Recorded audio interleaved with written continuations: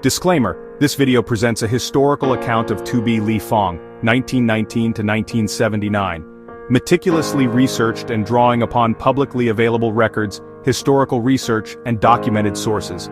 While every effort has been made to ensure accuracy, some details may differ due to variations in historical interpretations, oral traditions, or limitations in available documentation.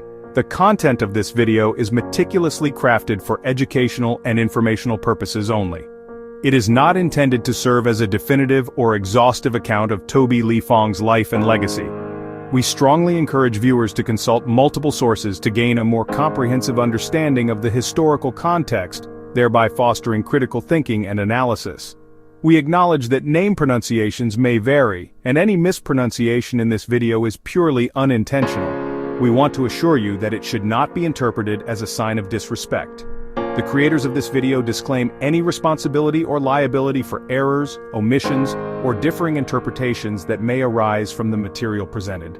We encourage viewers to approach this subject with curiosity and critical engagement, as your active involvement will enrich your learning and understanding. In the misted highlands of northern Laos, mountains rise above terraced fields and winding rivers. This land, remote and beautiful, has long been home to the Hmong people, farmers, traders, and guardians of tradition. The Hmong faced a world of shifting borders and colonial ambitions. French rule brought new opportunities and new challenges to their mountain villages. In 1919, in the village of Nong Het, Touby Lyfoung was born into the respected Ly family. His father, Leefong, was a prominent leader who guided their community through uncertain times. Family was central to Hmong life. The Ly household was known for its wisdom, hospitality, and commitment to education, a rare value in a time when most Hmong children worked the fields. As a boy, Toubee watched French officials and traders pass through Nong Het, bringing news of the outside world. He learned to navigate both Hmong customs and the demands of colonial rule. Determined to give his son a future beyond the mountains, Leefong sent Toubee to French schools in the lowlands. A bold step for a Hmong family at the time. From these beginnings, Touby Lyfoung would rise to become the first Hmong politician in the national government of the Kingdom of Laos, a bridge between his people and the centers of power, and a symbol of hope in a changing world. In the highlands of Nong Het, the Ly family was known for its leadership and deep roots in Hmong tradition. Family photographs show generations gathered together, elders, children, and the young Toubee, surrounded by the warmth of kinship and the rhythms of village life. For the Hmong, education was rare and precious. Most children learned from elders, but the Ly family believed that knowledge from both tradition and the outside world would secure their future. Toubee's father, Leefong, was among the first to see the value of French schooling. He sent Toubee to study at colonial schools in the lowlands, a bold step that set Toubee apart from his peers. The journey from Nong Het to the city was long and uncertain. Maps from the era show the winding routes Toubee traveled, crossing rivers, forests, and borders to reach Vinh in northern Vietnam. In Vinh, Toubee entered the French educational system. He learned to read and write in French, studied mathematics and history, and wore the uniform of a colonial student, an experience that would shape his worldview. For the Hmong community, Toubee's education was a source of pride and curiosity. He became a bridge, able to speak French, navigate colonial bureaucracy, and advocate for his people in new ways. The Ly family's investment in education was visionary. Toubee's French schooling made him a rare intermediary, someone who could represent Hmong interests to Lao kings and French officials, and who understood both worlds. His certificates, stamped with French seals and written in elegant script, were more than paper. They were keys to new opportunities, and symbols of a changing era for the Hmong. As the world was drawn into war, the highlands of Laos became a crossroads of empires. The French colonial administration, seeking to maintain control, relied on local leaders like Touby Lyfoung to bridge the gap between the Hmong, Lao, and colonial authorities. In 1939, Toubee was appointed Taseng, or township chief, of Nong Het. This position made him the official intermediary between the Hmong highlands and the French colonial authorities. He faced numerous challenges, navigating a complex landscape that required balancing the interests of his people, the ambitions of the Lao elite, and the formidable and often conflicting demands of the colonial state. The outbreak of World War II and the Japanese occupation of Indochina upended the region. Toubee and Vang Pao organized Hmong self-defense units, sheltered French soldiers fleeing Japanese forces, and forged alliances with Lao nationalists to resist both foreign occupation and internal upheaval. During the tumultuous years of 1944 to 1946, Toubee and Vang Pao led Hmong forces in the intense and arduous struggle to recapture Xing Kowang from Japanese and Viet Minh control. His adeptness in working closely with Lao leaders and forging crucial alliances with the French and later the Royal Lao government was pivotal in shaping the region's future as it transitioned from colonial rule to new national aspirations. Toubee's alliances were pragmatic. He sought to protect the Hmong from violence and marginalization, even as the region was swept by revolution and war. His actions left a lasting impact, laying the groundwork for Hmong political participation in the decades to come, as an elderly Hmong man said. He hid French soldiers, organized village defense. It was about protecting our homes and our people. In the remote highlands, Touby Lyfoung saw education as the key to Hmong advancement. He championed the creation of village schools, often negotiating with local leaders and colonial officials to secure resources for Hmong children. Toubee lobbied for laws granting Hmong people Lao citizenship, facing resistance from both colonial authorities and segments of Lao society. His persistence led to decrees that recognized Hmong as full citizens, opening doors to public services and rights. He also used national radio broadcasts to reach Hmong villages, delivering messages in local languages about new opportunities and the importance of education. These broadcasts helped unify and inform isolated communities. Despite obstacles, Toubee's advocacy resulted in Hmong students attending the Lycée de Vientiane and other national schools for the first time. His efforts inspired a new generation to pursue education and civic participation. Through legislation, negotiation, and public outreach, Touby Lyfoung helped transform the status of the Hmong in Laos, laying the groundwork for greater integration and opportunity, even as challenges persisted, as a Hmong historian said below. His strategy was integration. Legal recognition and education would protect the Hmong politically and socially.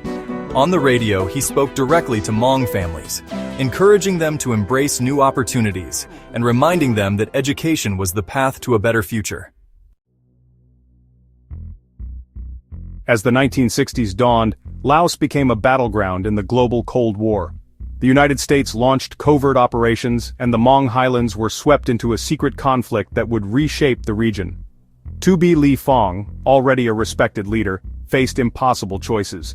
He aligned with the Royal Lao government, and by extension the Americans, hoping to protect his people from both communist and royalist threats.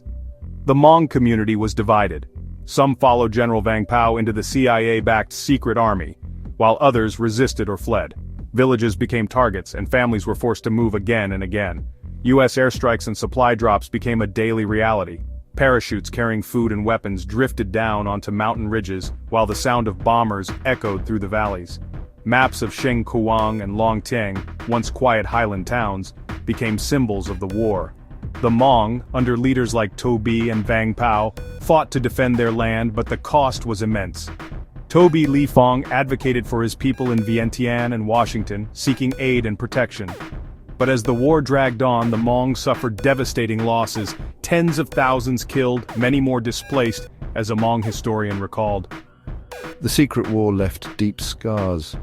Toubee's alliance with the Royal Lao government and the Americans was a controversial one. Still, he firmly believed it was the only way to ensure the Hmong would survive as a people. For the Hmong, the war was not just politics, it was survival. Families hid in caves, children grew up in camps, and leaders like Touby Lyfoung carried the burden of impossible decisions. In the years following his service, Touby Lyfoung stood before dignitaries in both Laos and France, receiving medals that few Hmong had ever seen. The ceremonies were formal, filled with the weight of history and the pride of a people long marginalized. Close-ups of the French Legion of Honor and High Laotian orders reveal intricate designs, symbols of trust and respect from two nations. For the Hmong, these medals were more than decorations. They were proof that their voices could reach the highest halls of power. Archival images show Touby Lyfoung at award events, standing with French and Lao officials. His presence at these ceremonies was a statement. The Hmong were no longer invisible. For his services, Toubee received honors from both France and the Kingdom of Laos. recognition that marked him as one of the most prominent Hmong public figures of the 20th century. As one contemporary recalled, "When Toubee wore those medals, every Hmong village felt a little taller." These awards were not just personal achievements. They signaled Toubee's acceptance by elite circles, and his role as a bridge for a marginalized people. For the Hmong, they were a promise that their contributions would not be forgotten. Toubee's medals were more than medal and ribbon, a historian notes. They were a signal to the world that the Hmong had a place in the story of Laos. In 1975, the Pathet Lao swept into power, their red banners unfurling across the cities and countryside. The old order collapsed almost overnight. For Touby Lyfoung, the world he had helped build was vanishing. As many officials and families fled, Toubee made a fateful choice. He stayed, believing his presence might shield his people from reprisals. It was a decision fraught with risk and hope. My father believed he could protect the Hmong by remaining. He thought, if he left, our people would be left without a voice. But the new regime saw him as a threat. The Pathet Lao briefly installed Toubee in a government post, but suspicion and fear soon prevailed. He was arrested and sent to a remote prison camp in Huapan province, one of many so-called re-education sites. The camps were harsh. Prisoners were shackled, forced to work and watched day and night. Toubee was kept in isolation, but we heard he sang songs, sometimes mocking the new order, sometimes remembering home. The political climate was unforgiving. The new government targeted anyone seen as loyal to the old regime. For Toubee, there was no trial, no appeal, only the slow erosion of hope behind barbed wire. Amidst the rumors of his illness, denial of medicine and occasional beatings, a more chilling news reached us in April 1979. Touby Lyfoung, a resident of the Viengse re-education camp, Huapan province, had died.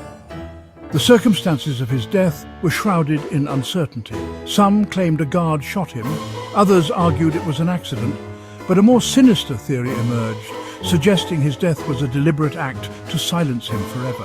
For our family, there was no grave to visit, no last words, only stories and the memory of his courage. His story is a warning and a legacy. In the camps, we whispered his name, hoping that someday the truth would be told. Today, Touby Lyfoung's legacy lives on in Hmong communities across the world. Each year, families gather to honor his memory at commemorative events, sharing stories of his leadership and sacrifice. As his grandchild, I see how his courage inspires new generations. We remember his hope for education and unity, and we try to live up to his example. Among scholars, Touby's legacy is debated. Some see him as a visionary who brought the Hmong into national life. Others question his alliances and the costs of his choices. For many, Touby Lyfoung is a symbol of dignity and resilience, a leader who navigated impossible choices. His story is a reminder of the struggles faced by minority communities in times of upheaval. In our community, his name brings pride and sometimes pain. We honor his achievements, but we also remember the losses and the difficult path our people have walked. Touby Lyfoung's legacy endures in classrooms, in ceremonies, and in the memories of those who continue to debate his place in history. His life remains a touchstone for questions of identity, leadership, and belonging. As the sun sets over the mountains of Nong Het, the land remembers. The valleys and ridges hold echoes of struggle, hope, and the enduring spirit of a people. Faces from the past fade gently into memory, Touby Lyfoung among them, his legacy woven into the fabric of Hmong and Laotian history. In quiet ceremonies, elders light incense and offer prayers, not only for the departed, but for the generations still searching for belonging and recognition. Touby Lyfoung's journey, woven through colonial rule, war, and revolution, presents no easy solutions. He was a guardian who strategically used language, law, and education to uplift his people, yet he also faced impossible choices and painful consequences. His life serves as a reminder that leadership is not about perfection, but about courage, vision, and the willingness to bridge worlds. Today, the Hmong and other minority communities continue to seek recognition, justice, and a place in the story of their nations. Touby's legacy challenges us to remember those who build bridges, to honor cultural identity, and to ensure that the lessons of history guide us toward a more inclusive future. Thank you.